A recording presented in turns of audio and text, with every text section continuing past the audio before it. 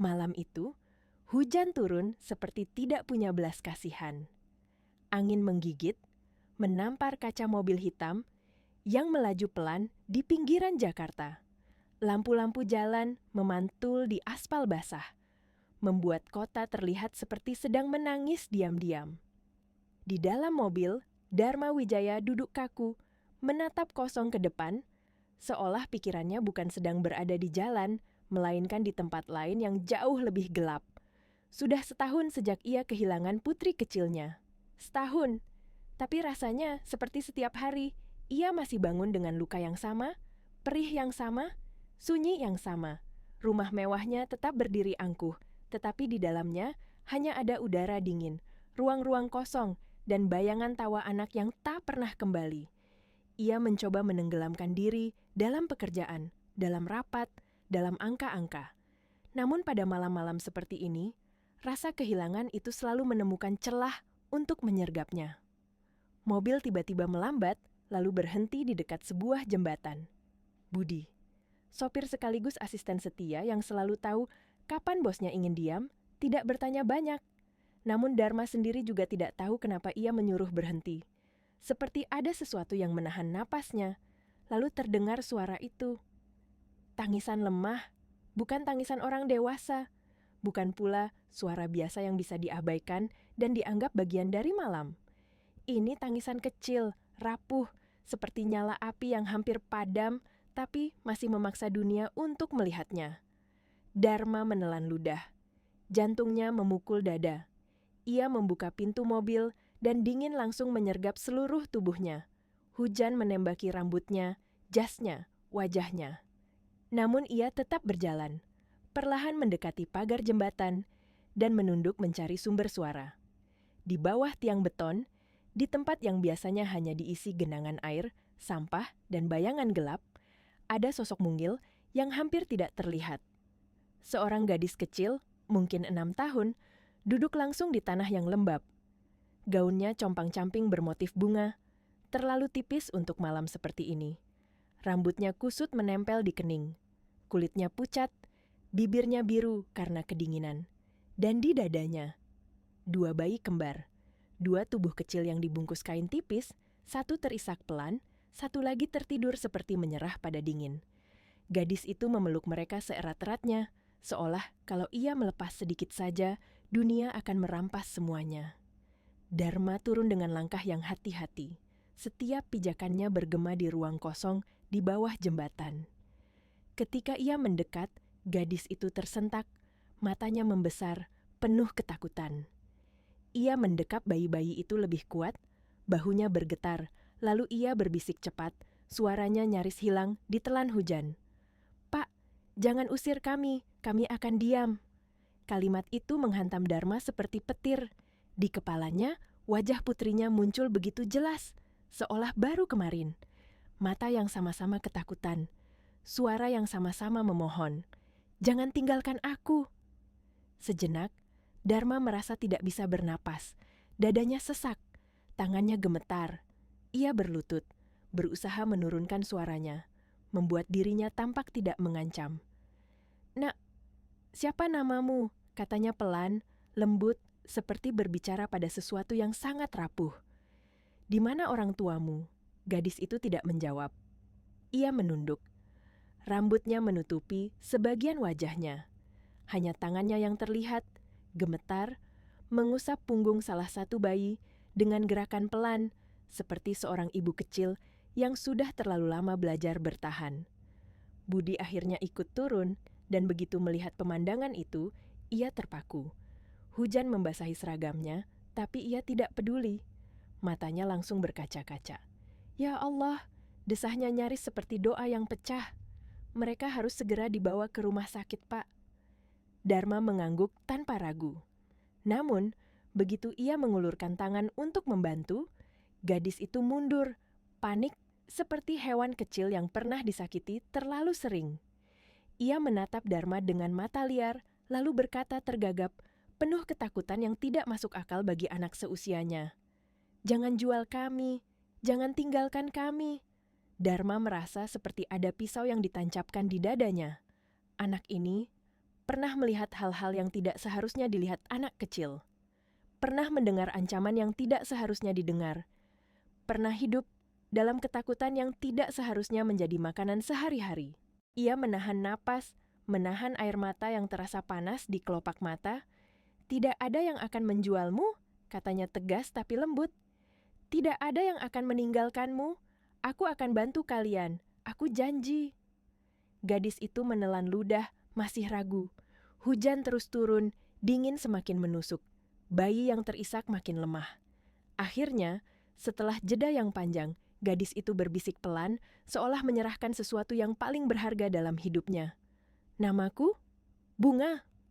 Dharma mengangguk, menatapnya dengan cara yang membuat Bunga tidak merasa dihakimi. Baik Bunga, aku Dharma, ini Budi. Kami akan membawa kalian ke tempat yang hangat. Dharma mengangkat salah satu bayi dengan sangat hati-hati. Tubuh kecil itu terasa ringan seperti kapas, membuat hati Dharma semakin hancur. Ia melepas jaket tebalnya dan membungkus bayi-bayi itu, lalu membantu Bunga berdiri. Kaki kecil Bunga tampak hampir tidak kuat menahan tubuhnya. Tapi ia tetap memaksa berdiri, tetap memeluk kantong lusuh, berisi kain-kain compang-camping, satu-satunya benda yang mungkin ia punya. Mereka berjalan menuju mobil. Bunga naik setelah bayi-bayi itu dibaringkan dengan hati-hati. Ia duduk kaku di kursi, masih memeluk kantongnya, matanya terus menatap bayi kembar itu, seperti takut mereka akan menghilang kalau ia berkedip. Di dalam mobil, suara hujan di atap terdengar seperti gendang yang mengiringi perubahan besar. Dharma menatap mereka lewat kaca spion, dan ada sesuatu yang bergerak di dalam dirinya, sesuatu yang sudah lama mati. Campuran rasa sakit dan kehangatan yang aneh, seperti luka yang terbuka, tapi sekaligus seperti hati yang dipaksa berdetak lagi. Perjalanan menuju rumah sakit terasa cepat, tapi juga terasa panjang. Di setiap lampu merah, Dharma merasa waktu sedang bertarung melawan dingin yang menggerogoti tubuh kecil itu. Budi menyetir lebih cepat dari biasanya, tapi tetap hati-hati. Tidak ada percakapan berlebihan, hanya napas yang tegang dan bisikan Bunga yang terus berulang, seperti mantra untuk menyelamatkan dunia kecilnya. Tenang, tenang, aku di sini, jangan takut. Ketika mereka akhirnya tiba di rumah sakit, cahaya terang menyambut dengan kejam, kontras dengan gelapnya malam. Bau antiseptik langsung menusuk. Perawat-perawat bergegas keluar, melihat kondisi bayi-bayi itu, lalu memindahkan mereka ke brangkar dengan gerakan cekatan. Bunga berdiri di samping, jari-jarinya gemetar, matanya tidak lepas dari adik-adiknya, seolah kalau ia berpaling sedetik saja, seseorang akan mengambil mereka selamanya. Dharma berjalan di sampingnya, di dadanya, kenangan lama bangkit seperti ombak. Ia teringat hari ketika ia sendiri berlari ke rumah sakit, menggendong putri kecilnya, berharap dunia masih mau memberinya keajaiban. Ia teringat suara mesin, bau obat, dan akhirnya, keheningan yang mematikan. Seorang perawat menatap Dharma sambil mencatat data. "Anda ayahnya?" tanyanya cepat. Pertanyaan itu membuat Dharma membeku. Sejenak bibirnya tidak bergerak. Jantungnya berdetak keras seperti ingin melompat keluar.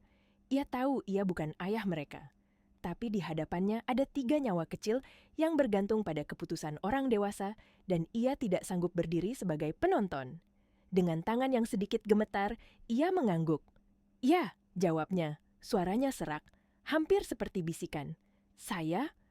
Ayahnya." Ia menandatangani dokumen yang diberikan, memastikan mereka segera ditangani. Di balik kaca ruang perawatan, Bunga duduk di kursi, tubuh kecilnya seperti mengecil karena lelah. Ia mengelus pipi salah satu bayi yang masih terlihat pucat.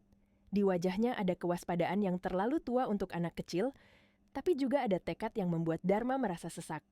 Anak ini memikul dunia di pundaknya. Ketika dokter akhirnya keluar dan berkata bahwa tidak ada ancaman jiwa, tapi mereka butuh perawatan dan kehangatan, Dharma menghela napas panjang. Namun, justru saat itulah sebuah keputusan muncul di benaknya. Pelan, tapi jelas. Seperti suara yang tidak bisa dibungkam, ia menatap Bunga, menatap bayi-bayi itu, lalu menatap Budi. "Setelah ini, mereka ikut pulang dengan kita," katanya pelan, tapi tidak bisa ditawar. Budi terdiam, lalu mengangguk perlahan. Ia tidak sepenuhnya mengerti, tapi ia melihat sesuatu di mata Dharma malam itu. Sesuatu yang sudah hilang sejak putri kecil mereka pergi. Sementara di kursi, Bunga memeluk kantong lusuhnya lebih erat, matanya mencari wajah Dharma dengan ragu, seolah bertanya dalam diam, apakah ini sungguh pertolongan? Atau awal dari ketakutan baru? Dan di luar, hujan masih turun, seakan langit sendiri belum selesai menangis. Mobil itu meluncur masuk ke halaman rumah mewah, yang selama ini selalu terlihat tenang dari luar. Tetapi sesungguhnya, menyimpan dingin yang tak bisa dihangatkan oleh lampu-lampu mahal. Hujan masih jatuh, membasahi taman yang rapi, memantulkan kilau pada marmer putih di teras depan. Dharma turun lebih dulu, lalu menoleh ke kursi belakang. Bunga memeluk kedua bayi itu seperti hidupnya bergantung pada pelukan itu. Matanya menatap sekeliling, penuh curiga, penuh takut, seolah rumah besar ini hanyalah versi lain dari dunia yang akan memukulnya kapan saja. Budi membuka pintu lebih lebar, menahan payung, membantu mereka masuk. Bunga melangkah pelan, kakinya masih gemetar. Di setiap langkah, ia terlihat seperti anak kecil yang dipaksa berjalan dalam mimpi buruknya sendiri. Namun, tetap bertahan, karena 2 nyawa kecil di dadanya. Pintu rumah terbuka, dan Sari muncul di ambang, masih mengenakan pakaian tidur, wajahnya pucat karena terbangun mendadak. Begitu matanya menangkap pemandangan di depan, ia membeku. Tubuhnya kaku, napasnya tertahan. Tatapannya berpindah dari bayi-bayi itu ke Bunga, lalu ke Dharma, seperti berusaha memastikan bahwa ini bukan halusinasi. Apa artinya ini? Suara Sari gemetar, antara takut dan marah, seperti kaca yang retak tapi belum pecah. Kenapa kamu membawa anak-anak ke rumah kita, Dharma? Dharma tidak langsung menjawab. Ia hanya menatap istrinya, lalu menatap Bunga yang kembali menunduk, berusaha mengecil, seolah ia ingin menghilang dari ruangan itu. Bunga mengeratkan pelukannya, dan salah satu bayi mulai merengek pelan, suara kecil yang membuat suasana makin tegang. Sari melangkah maju, langkahnya cepat. Matanya menyala oleh sesuatu yang lebih dalam dari sekadar amarah. Di balik wajahnya ada luka lama yang mendadak terbuka, ada rasa sakit yang selama ini ia simpan rapat di balik dinding rumah mewah ini. Tangannya mengepal, kukunya seakan ingin menembus telapak sendiri. Kamu memikirkan aku tidak, suaranya naik, pecah di ujung kalimat. Di rumah ini masih ada kenangan yang kamu tahu sendiri tidak mudah. Dan sekarang, kamu datang membawa anak-anak ini, tanpa bicara apa-apa, tanpa menanyakan apa yang aku rasakan. Bunga menelan ludah. Ia mundur setengah langkah, matanya berair. Ia tidak memahami kata-kata rumit orang dewasa, tetapi ia paham nada. Nada yang berarti ancaman, nada yang berarti penolakan. Ia pernah mendengar nada itu di jalanan, dari orang-orang yang mengusir, yang memaki, yang menatapnya seperti sampah. Sari menatap Bunga lebih tajam. Kamu siapa? Tanyanya, suaranya dingin. Kamu dari mana? Bunga membuka mulut, namun tidak ada suara yang keluar. Lidahnya seperti terkunci. Ia hanya memeluk bayi-bayi itu, seolah bila ia menjawab, semuanya akan dirampas. Dan di detik itu, Dharma akhirnya bergerak. Ia melangkah cepat, berdiri di depan Bunga seperti tameng. Tatapannya menajam saat menoleh ke Sari. Bukan marah membabi buta, tetapi tegas, seakan ia sedang memotong sesuatu yang berbahaya sebelum melukai lebih jauh. Cukup Sari, katanya pelan namun berat. Mereka hampir mati kedinginan malam ini. Aku tidak bisa membiarkan itu terjadi. Aku hanya ingin menolong. Sari menggigit bibir. Matanya berkaca-kaca, tetapi ia menolak air mata itu seperti menolak kelemahan. Menolong? Ia tertawa pendek, getir. Dan aku harus apa? Tiba-tiba jadi ibu bagi anak-anak yang kamu bawa pulang? Kamu pikir semudah itu? Dharma menghela napas panjang. Ia menatap Bunga, lalu berlutut di depan gadis kecil itu, menurunkan tubuhnya agar sejajar dengan tinggi Bunga. Suaranya berubah lembut, hangat, seperti selimut yang ditawarkan pada anak yang menggigil. Bunga, katanya perlahan, memastikan gadis itu mendengar jelas. Aku tahu kamu takut, tapi kamu aman di sini. Tidak ada yang akan membawa kalian pergi. Aku tidak akan meninggalkan kalian. Bunga menatap Dharma. Matanya penuh air. Wajah kecilnya bergetar, bibirnya gemetar, dan seperti bendungan yang jebol, ia tiba-tiba menangis. Ia menutupi wajahnya dengan telapak tangan, tangisnya pecah dalam diam. Sementara bayi-bayi itu ikut menangis pelan, seolah merasakan ketegangan yang tak mereka pahami. Suara tangisan itu memenuhi rumah, memantul pada dinding-dinding yang selama ini sunyi. Dan justru karena itulah, rumah itu terasa hidup lagi.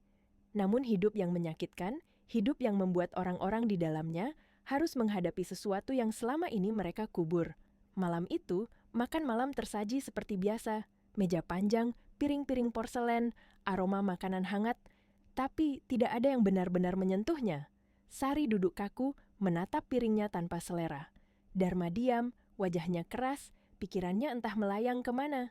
Budi berdiri canggung, tidak tahu harus memandang siapa. Di kamar tamu, Bunga duduk di tepi tempat tidur, memeluk bayi-bayi itu. Ia mengayun pelan, menepuk punggung mungil mereka dengan tangan yang terlalu kecil untuk beban sebesar ini. "Sst, jangan menangis," bisiknya. Suaranya lembut, penuh kasih yang tidak seharusnya dipunyai anak seusianya. "Aku di sini."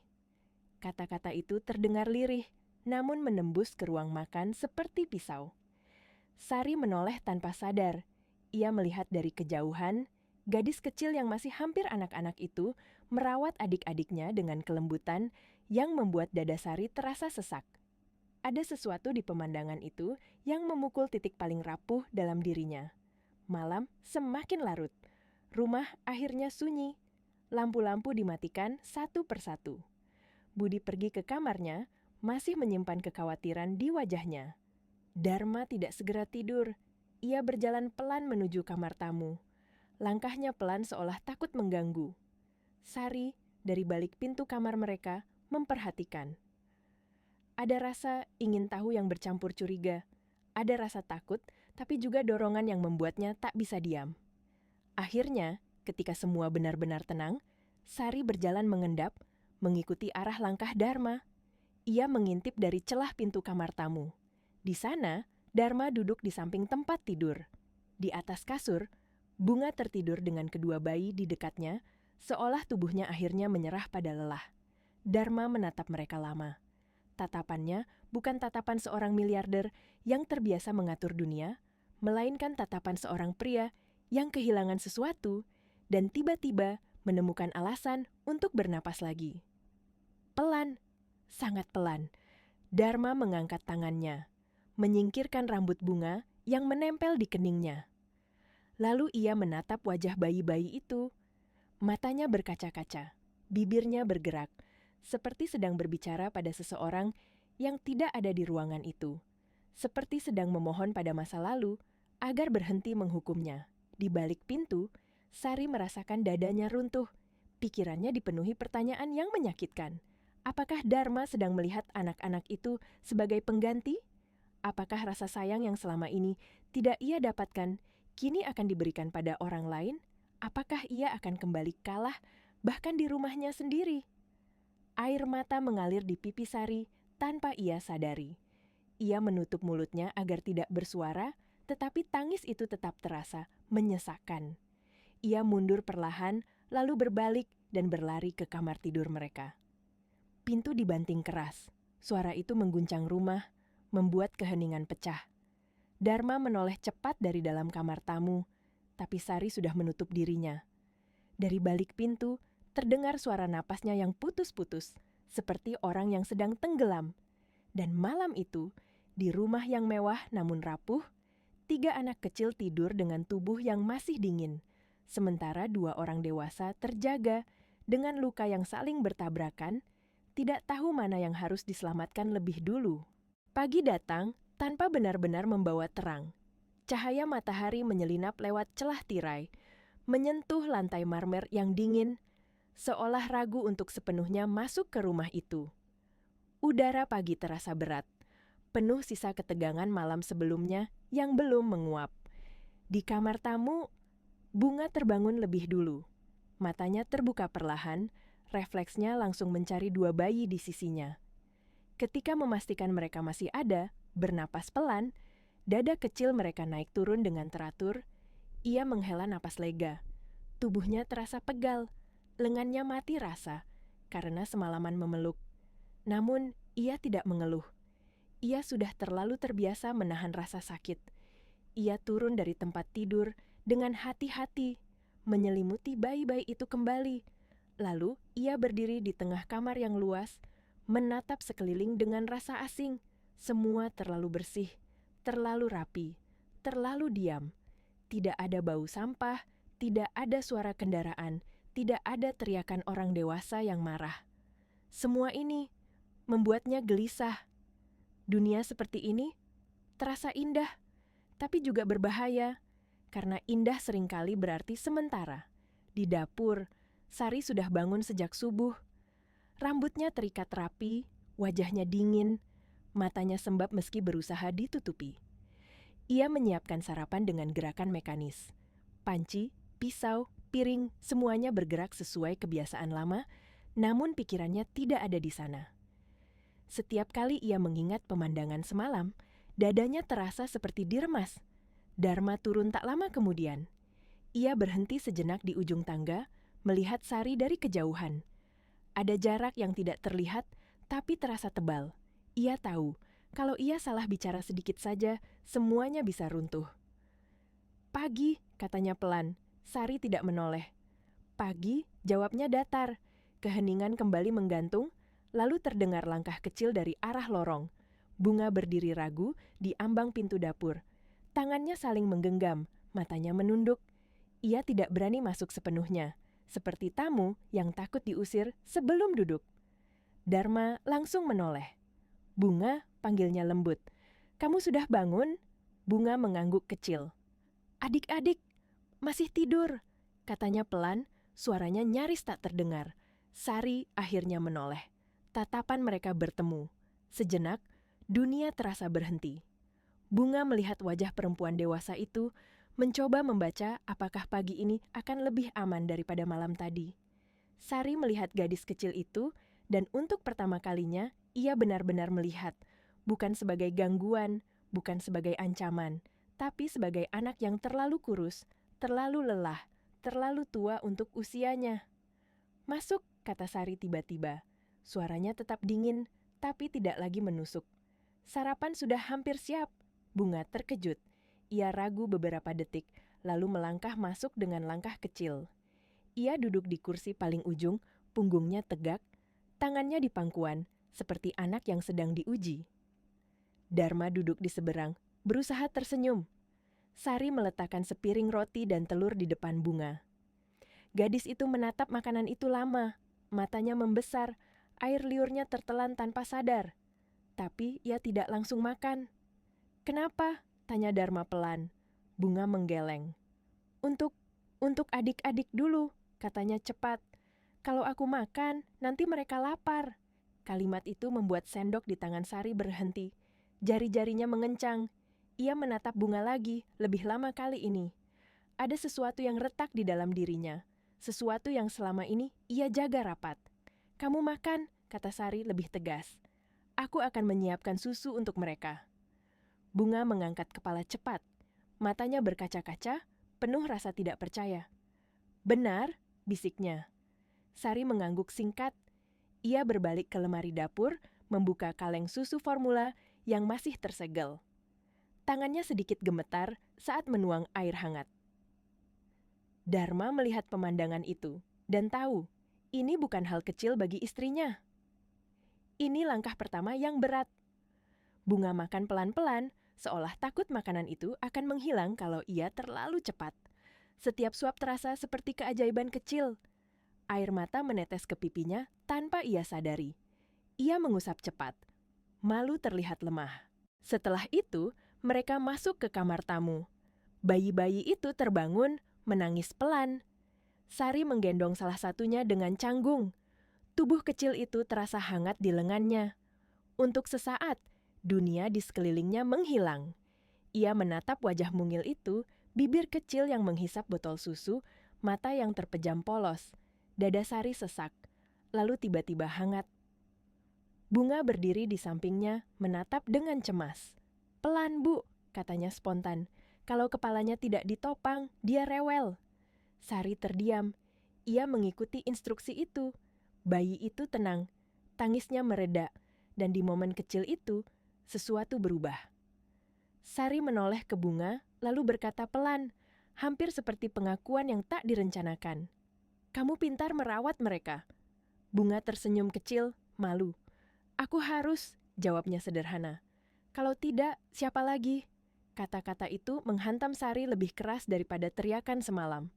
Beberapa jam kemudian, dokter datang untuk memeriksa bayi-bayi itu di rumah. Hasilnya membuat dada Dharma sedikit lega.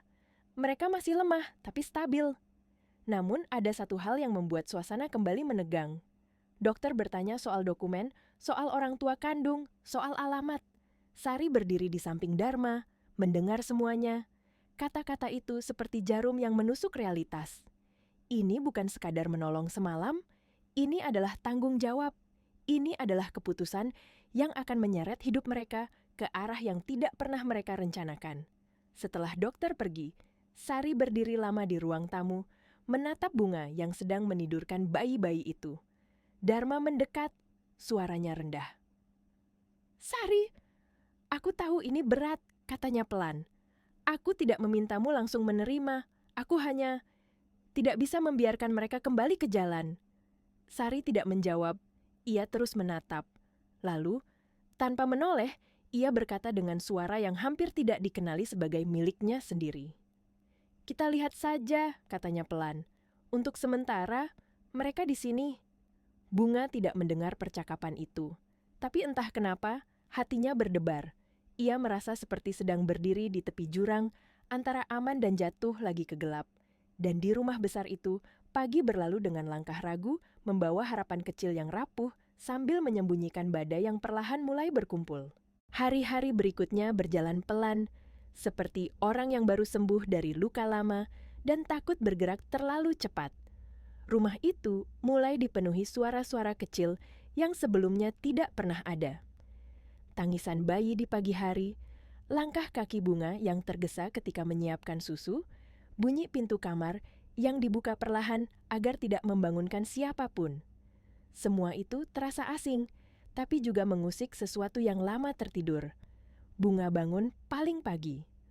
Bahkan sebelum matahari muncul sepenuhnya, ia sudah duduk di lantai kamar tamu, mengayun bayi-bayi itu bergantian.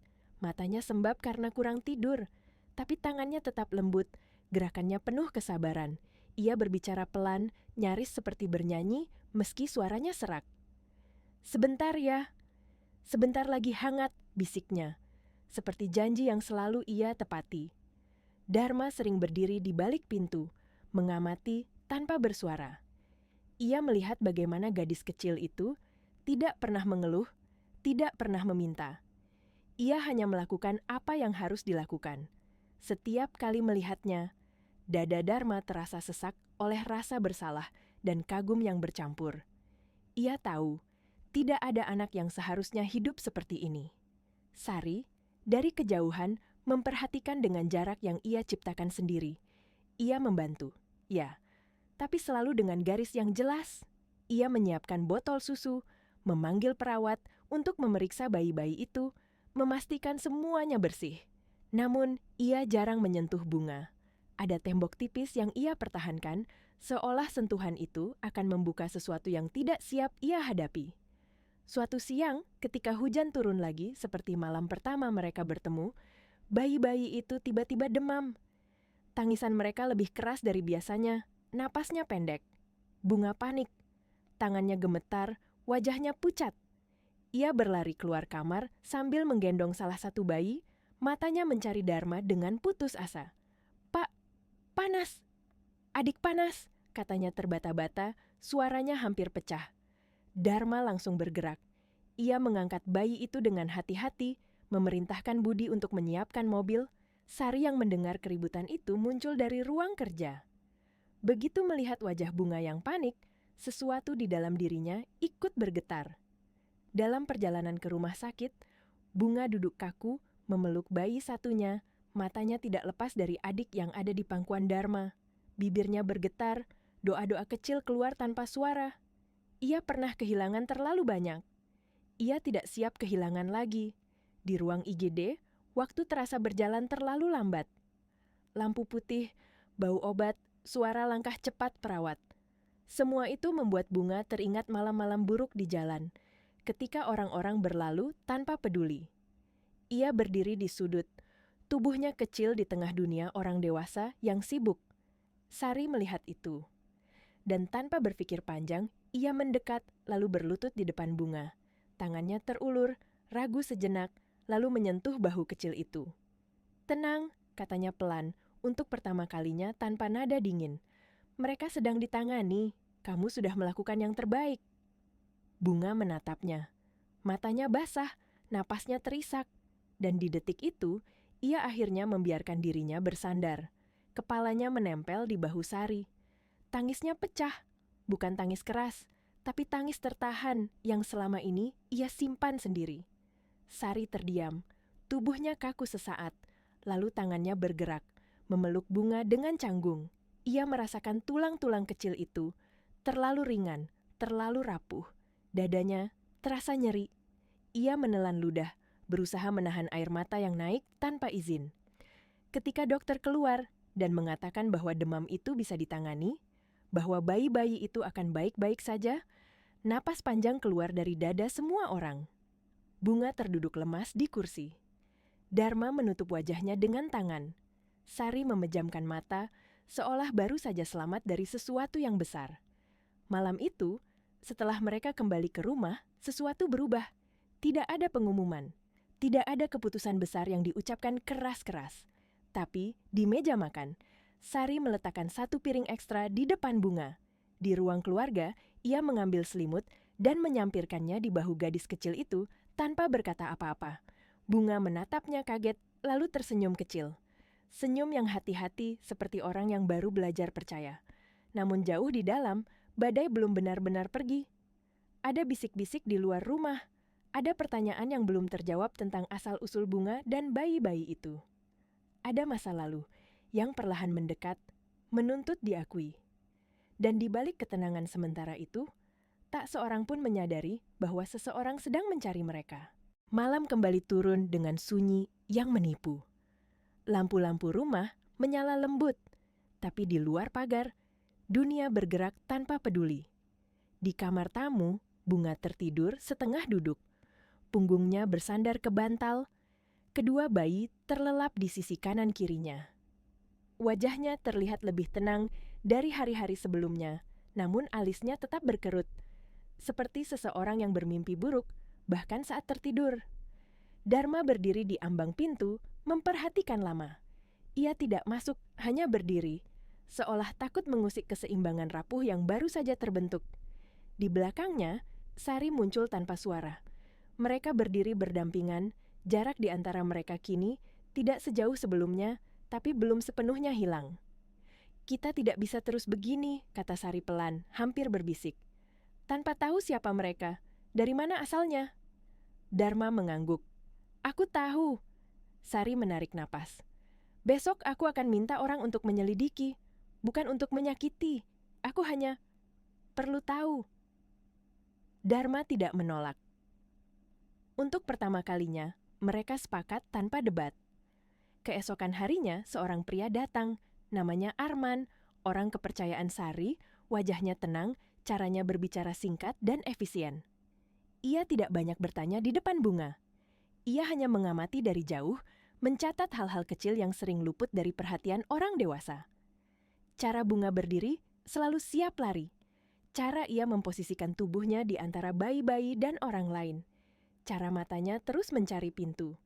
Sore itu, ketika Bunga sedang menjemur kain kecil di halaman belakang, Arman mendekat perlahan. Tidak terlalu dekat, tidak terlalu jauh.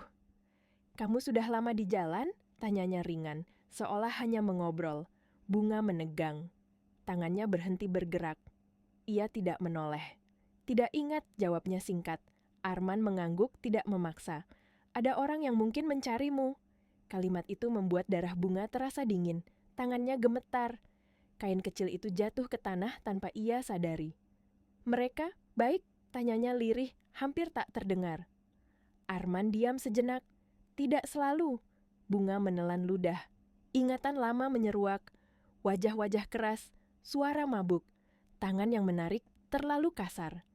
Ia memejamkan mata kuat-kuat, lalu berbisik, suaranya pecah.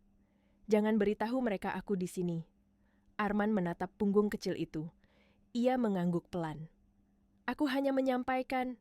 Selebihnya, keputusan ada di tangan orang dewasa di rumah ini." Malam itu, Bunga menjadi lebih pendiam. Ia tidak tertawa. Ia tidak banyak bicara. Ia menidurkan bayi-bayi itu lebih cepat dari biasanya, lalu duduk di lantai, memeluk lututnya.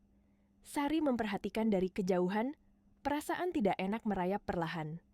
Ketika semua orang tidur, Bunga bangun diam-diam. Ia mengemas barang-barang kecilnya ke dalam kantong lusuh, beberapa kain, botol susu kosong, dan satu mainan kecil yang diberikan Sari tanpa sengaja. Tangannya ragu saat memasukkan mainan itu. Ia hampir mengeluarkannya lagi, tapi akhirnya tetap disimpan. Ia menulis sesuatu dengan pensil pendek di secarik kertas robek. Tulisan itu berantakan, tapi jujur. "Terima kasih sudah baik. Aku tidak mau membawa masalah ke rumah ini. Maaf." Ia meletakkan kertas itu di meja kecil, lalu mendekap bayi-bayi itu sekali lagi. Lama, sangat lama. Air mata jatuh ke pipi mereka, hangat, diam. Pintu belakang terbuka perlahan. Udara malam menyergap. Bunga melangkah keluar, jantungnya berdetak terlalu keras. Namun, sebelum ia sempat menutup pintu, suara pelan menghentikannya. "Kamu mau kemana?" Bunga berbalik. Sari berdiri di sana.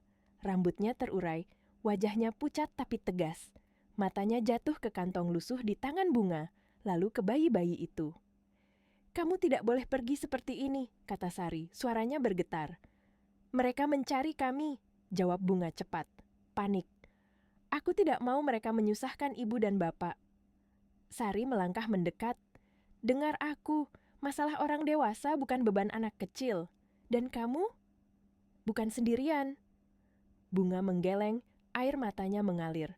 "Aku selalu sendirian." Kalimat itu membuat Sari terdiam. Dadanya terasa hancur. Ia mengulurkan tangan, memegang bahu Bunga dengan mantap. "Tidak lagi," katanya pelan, tapi penuh keyakinan. Di belakang mereka, Dharma berdiri di tangga, mendengar semuanya. Ia melangkah maju, suaranya rendah namun kuat. "Siapapun yang mencarimu akan berhadapan denganku." Bunga menatap mereka bergantian. Untuk pertama kalinya, ia tidak melihat belas kasihan. Ia melihat perlindungan. Namun jauh di luar pagar, sebuah mobil berhenti. Seseorang turun, menatap rumah itu dengan mata gelap, penuh niat yang tidak baik. Pagi itu datang dengan udara yang terasa lebih berat dari biasanya. Langit mendung, awan kelabu menggantung rendah, seolah menekan atap rumah. Bunga terbangun dengan jantung berdebar. Ingatan tentang malam tadi masih segar. Ia menoleh ke kanan dan kiri, memastikan bayi-bayi itu masih di sisinya. Ketika melihat mereka tertidur tenang, ia menghela napas, tapi rasa gelisah tidak sepenuhnya pergi. Di ruang makan, Sari duduk diam dengan secangkir teh yang sudah dingin. Matanya menatap keluar jendela, ke arah pagar depan. Sejak pagi, ia merasa seperti sedang diawasi. Dharma berdiri di dekat jendela lain, ponselnya di tangan, berbicara singkat dengan seseorang, suaranya rendah dan tegang. Ketika ia mematikan telepon, wajahnya mengeras. "Ada orang mencurigakan di sekitar kompleks," katanya pelan pada Sari. "Aku sudah minta pengamanan ditingkatkan." Sari mengangguk, namun tangannya gemetar saat meletakkan cangkir. Ia menoleh ke arah lorong, memastikan Bunga tidak mendengar. Namun, gadis kecil itu sudah berdiri di sana, memeluk bayi, wajahnya pucat. "Mereka datang ya?" tanya Bunga lirih. Dharma berlutut di hadapannya. "Belum tentu," katanya lembut. "Dan kalaupun iya, mereka tidak akan bisa menyentuhmu." Bunga ingin percaya. Ia benar-benar ingin. Tapi tubuhnya mengingat terlalu banyak hal buruk. Siang itu, setiap suara mesin mobil di luar membuatnya tersentak. Setiap langkah asing membuat dadanya sesak. Menjelang sore, gerbang depan berbunyi. Sebuah mobil tua berhenti. Seorang pria turun. Pakaiannya kusam, wajahnya keras. Tatapannya menyapu rumah itu seperti milik sendiri. Budi yang berjaga langsung menghampiri, menghalangi jalan. "Cari siapa?" tanya Budi tegas. Pria itu menyeringai tipis. "Anak-anak itu," jawabnya tanpa ragu. "Mereka milik kami." Kata itu, milik, terdengar kejam, tidak manusiawi. Dharma dan Sari melihat dari kejauhan. Tubuh Sari menegang. Bunga yang mengintip dari balik pintu langsung mundur, tubuhnya gemetar hebat. Ingatan lama menghantamnya tanpa ampun. "Pak, tolong jangan serahkan kami," bisiknya, hampir tak bersuara. Dharma melangkah maju, berdiri sejajar dengan Budi. Tatapannya dingin, penuh wibawa. "Tidak ada siapapun yang milikmu di sini," katanya tenang. "Pergi sebelum aku memanggil polisi." Pria itu tertawa pendek.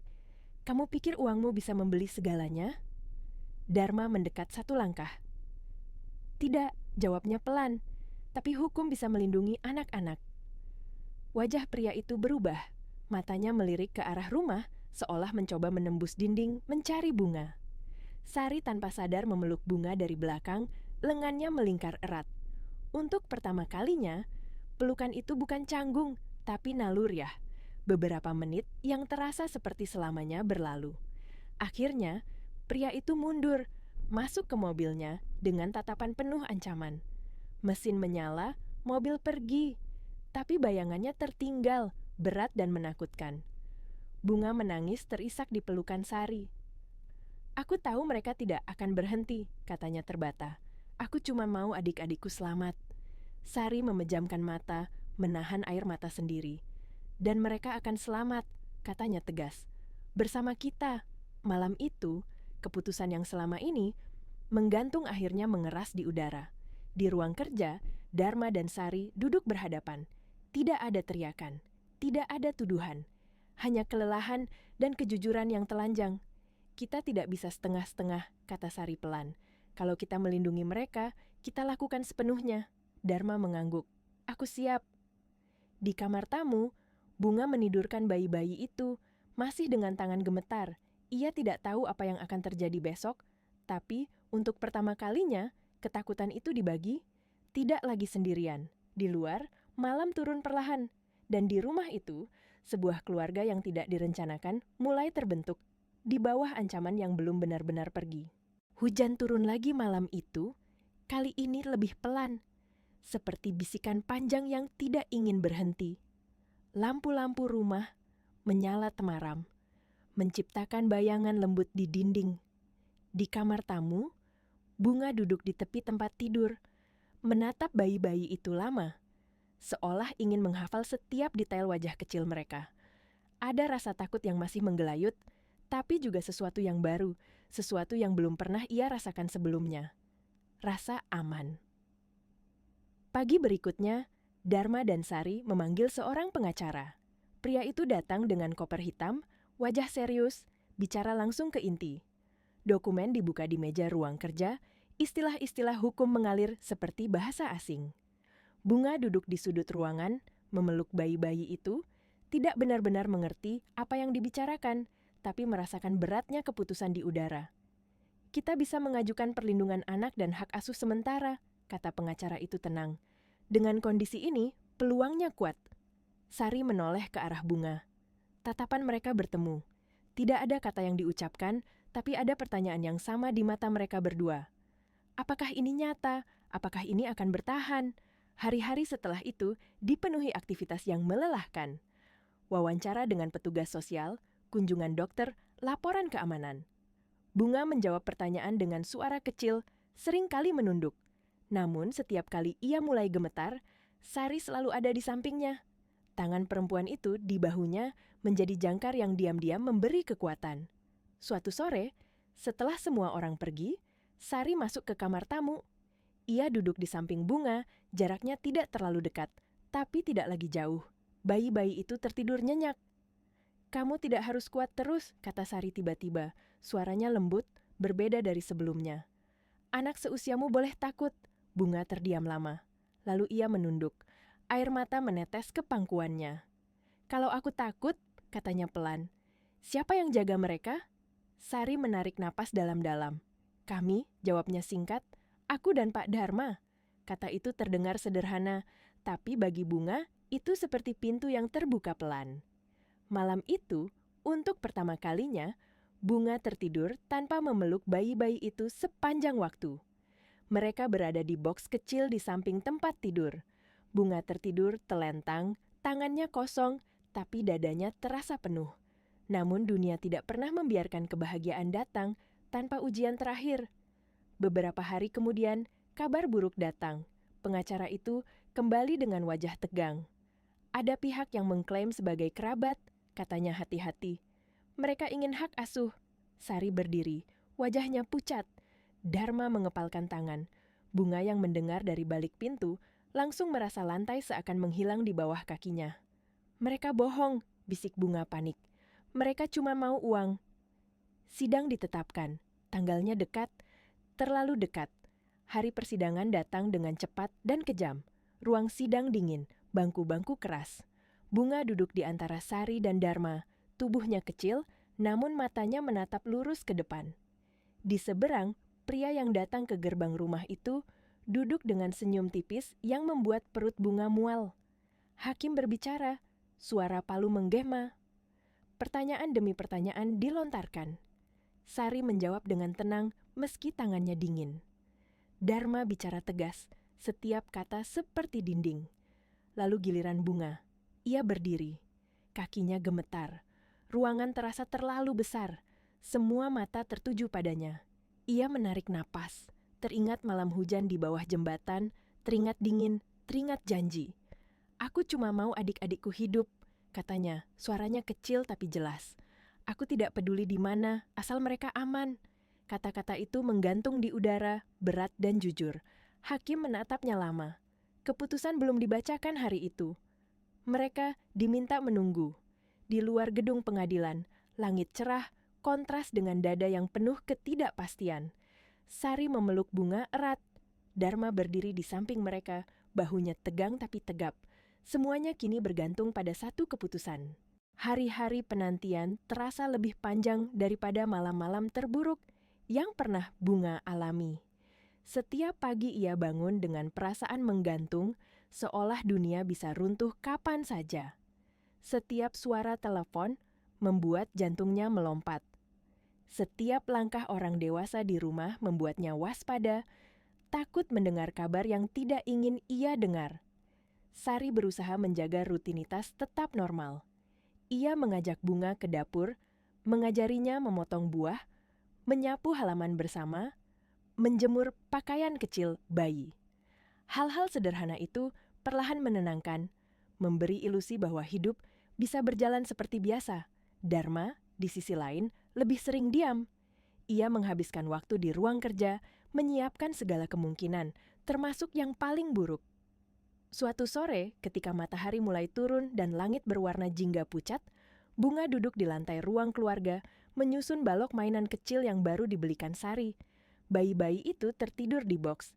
Napas mereka teratur. Bunga menatap mereka lama, lalu berkata tiba-tiba, seolah berbicara pada dirinya sendiri. Kalau nanti aku harus pergi, tolong jaga mereka. Sari yang mendengar kalimat itu dari dapur berhenti bergerak. Ia masuk ke ruang keluarga, lalu duduk di lantai di samping Bunga. Tidak langsung bicara. Ia menunggu sampai gadis kecil itu menoleh. Kamu tidak pergi kemana-mana, kata Sari pelan. Tapi kalaupun dunia memaksa, kami tidak akan berhenti melindungi mereka. Bunga mengangguk kecil, tapi matanya tetap sedih. Ada luka lama yang belum percaya pada janji. Kabar itu datang 2 hari kemudian. Telepon berdering di pagi hari. Dharma yang mengangkatnya. Wajahnya berubah saat mendengar suara di seberang. Sari berdiri kaku di dekat pintu. Bunga yang sedang memberi susu bayi-bayi itu menoleh, merasakan udara berubah. Setelah telepon ditutup, Dharma menghela napas panjang. Keputusan sudah keluar. Hening. Kita menang, lanjutnya pelan. Bunga tidak langsung bereaksi. Kata-kata itu seperti bahasa asing. Sari menutup mulutnya, air mata langsung jatuh. Ia memeluk Dharma kuat-kuat, tubuhnya bergetar. Budi yang berdiri di ambang pintu ikut menghela napas lega. Bunga berdiri perlahan. Artinya, mereka tidak diambil? Tanyanya ragu. Dharma berlutut di depannya, tersenyum dengan mata berkaca-kaca. Artinya kamu dan adik-adikmu aman. Tidak ada yang bisa memisahkan kalian dari kami. Kalimat itu akhirnya menembus pertahanan terakhir Bunga. Ia berlari ke pelukan Dharma, tangisnya pecah, keras dan lepas, tangis anak kecil yang akhirnya boleh jatuh. Sari ikut memeluk mereka.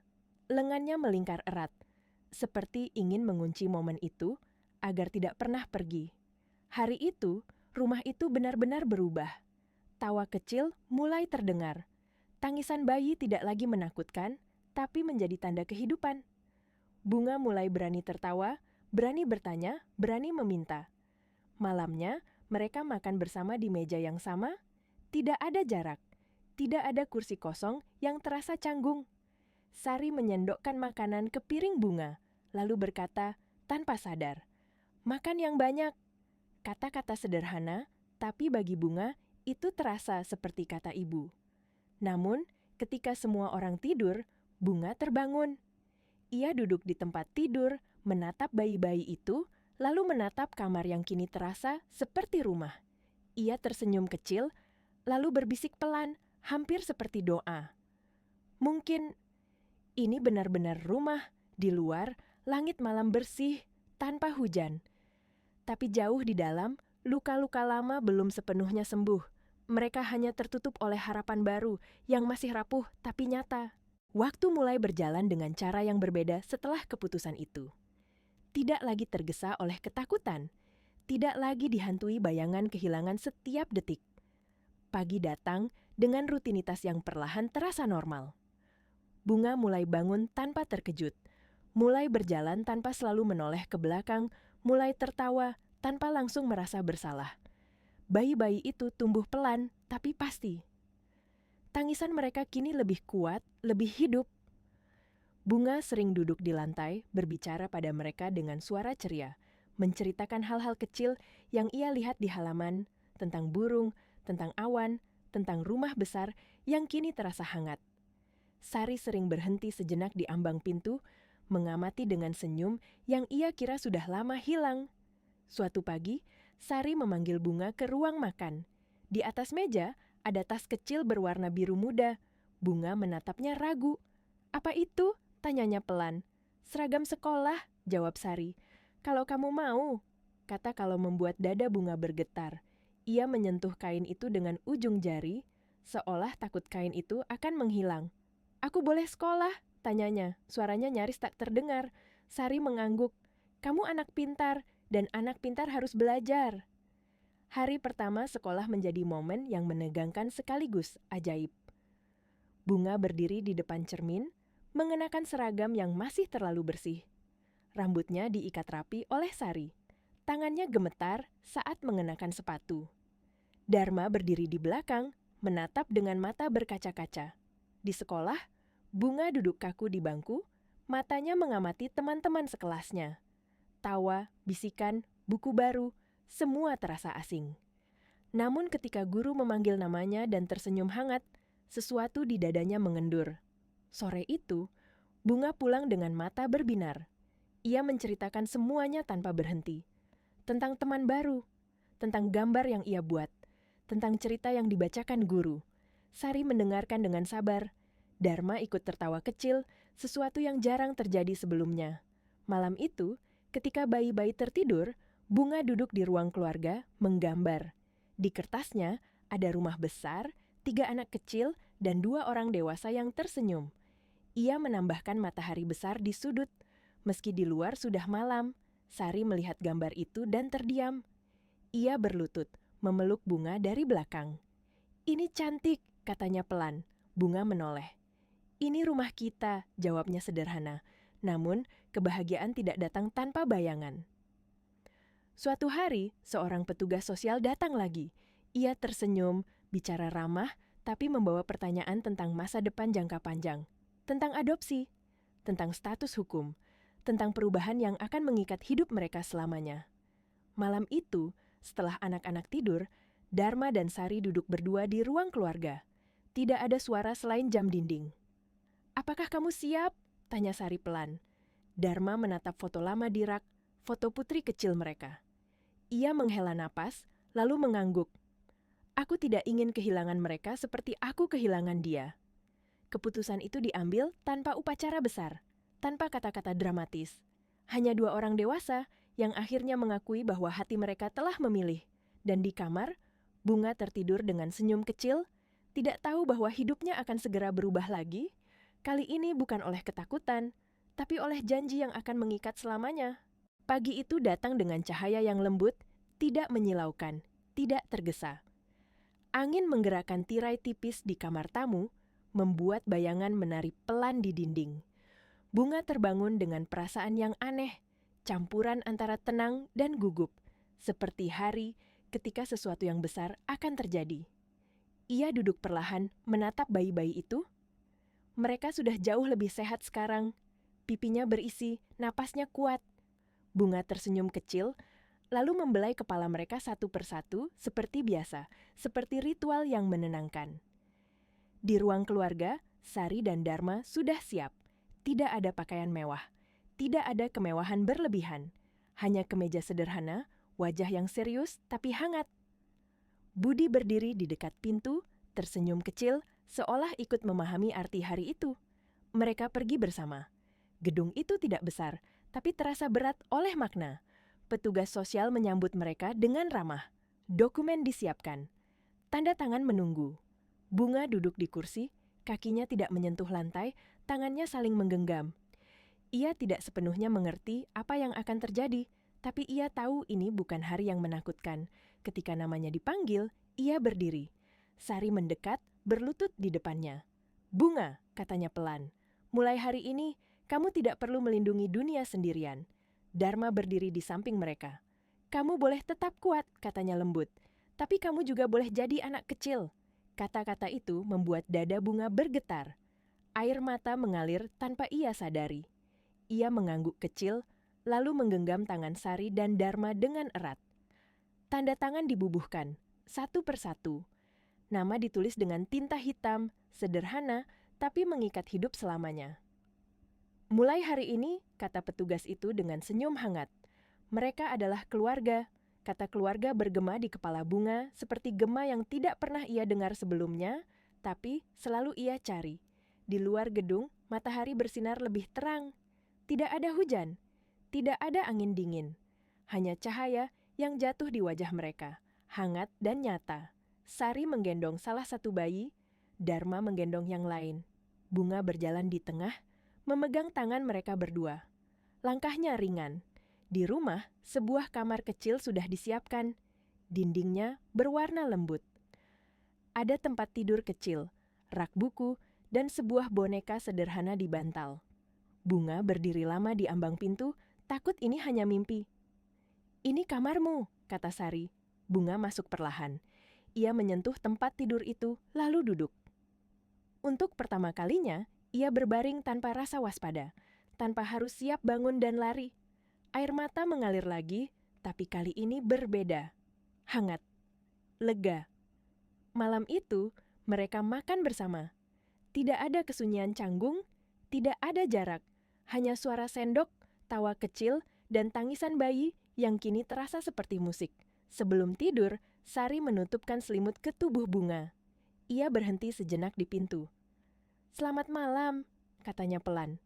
"Selamat malam, Bu," jawab Bunga. Suaranya lembut, penuh makna. Di luar, langit gelap dipenuhi bintang. Tidak ada janji bahwa hidup akan selalu mudah. Tidak ada jaminan luka tidak akan datang lagi.